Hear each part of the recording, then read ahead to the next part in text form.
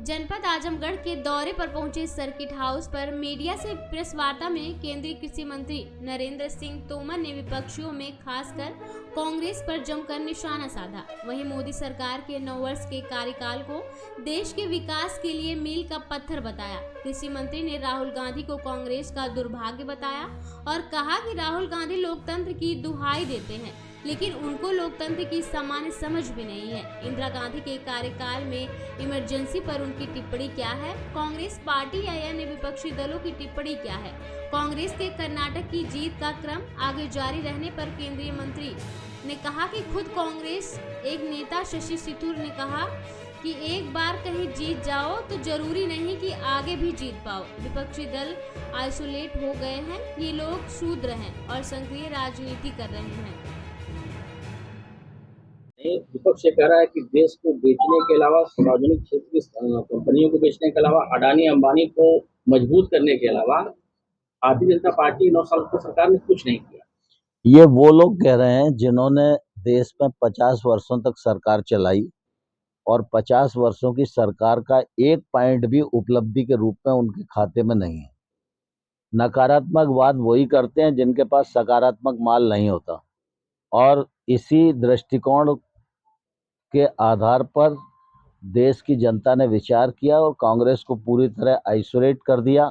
जहां तक विपक्ष का सवाल है, ये विपक्ष का एकता का जो ढिंढोरा पीटा जाता है, ये कोई महागठबंधन होगा नहीं।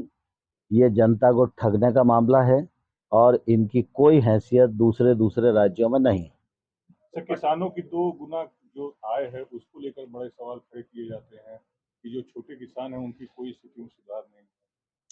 मैं समझता हूं कि सवाल खड़े करना एक पक्ष है। राजनीति में जो विपक्ष के लोग हैं उनके पास सिर्फ सवाल हैं, लेकिन जवाब ढूंढने का प्रयत्न और उसके लिए परिश्रम करना उनके एजेंडे में नहीं है। लेकिन आप सब पत्रकार मित्र हैं, लिखते पढ़ते हैं, बड़े संस्थान के में काम करते हैं।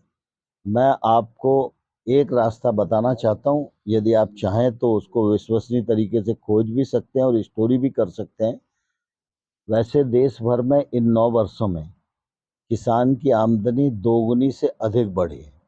मैं 2 ही पॉइंट आपको बताता हूँ। एक तो एमएसपी 1.5 गुना हो गई, तो एमएसपी का फायदा मिल रहा है कि नहीं मिल रहा है किसानों को, और खाते में मिल रहा है। पहले एमएसपी पे 5 रुपया बढ़ता था, अब 50% मुनाफे के साथ एमएसपी घोषित हो रही है। दूसरा, 6,000 रुपये प्रतिवर्ष आय में इजाफा हुआ या नहीं हुआ।